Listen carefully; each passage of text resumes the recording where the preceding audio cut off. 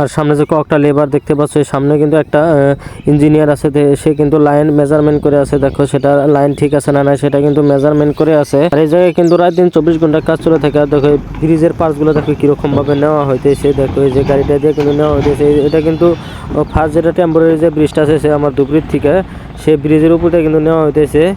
বর্তমান কাজ কিন্তু 47% কাজ কিন্তু কমপ্লিট হয়ে গেছে ধুবড়ি ফুলবাড়ি ব্রিজের কাজ। আর দেখো এই জায়গায় কিন্তু অনেক দূর দূর থেকে কিন্তু মানুষ আসে ঘুরতে।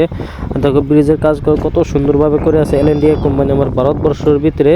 এটা হলো দ্বিতীয় নম্বর দলং লং 19 কিলোমিটার দৈর্ঘ্য দেখতে পাচ্ছ। এটা হলো ব্রহ্মপুত্র নদীর উপরে কিন্তু এই ব্রিজটি নির্মাণ করা হইতেছে।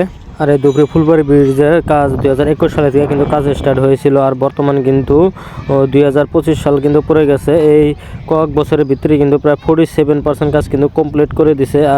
আর 2-3 বছরের ভিতরে কিন্তু এই ব্রিজের সম্পূর্ণ কাজ কিন্তু কমপ্লিট করে দেবো এলএনডিএ কোম্পানি। দেখো অনেক দ্রুত গতিতে এই ব্রিজের কাজ চলে আসে। আর যারা যারা আমার ভিডিওগুলো নতুন দেখে আসো তোমরা অবশ্যই লাইক কমেন্ট শেয়ার করো। তোমাদেরকে আমি এই ধুবড়ি ফুলবাড়ি ব্রিজের আপডেটগুলো দিয়ে থাকবো। আর দেখো অনেক সুন্দরভাবে এই ব্রিজের কাজগুলো করা হইতেছে। অনেক ভালো লাগবে এই ব্রিজটা সম্পূর্ণ যখন হবো, অনেক ভালো লাগবো। এই ধুবড়ি ফুলবাড়ি মেঘালয় এই জায়গাতে কিন্তু অনেক যাতায়াত সুবিধা হবে। এই আর যদি তোমরা যে দেখতে পাচ্ছ এই যে পোস্টের উপরে সেগমেন্টগুলো যে লাগানো হয়েছে, দেখো এটা হলো 62, 63, 64, 65 নাম্বার 70 নাম্বার পোস্ট পর্যন্ত কিন্তু এই সেগমেন্টগুলো কিন্তু লাগানো হতেছে। এই যে পার্টসগুলো ব্রিজের পার্টসগুলো দেখো এই জায়গাতেও কিন্তু অনেক দ্রুত গতিতে কিন্তু ব্রিজের কাজ চলে আসে।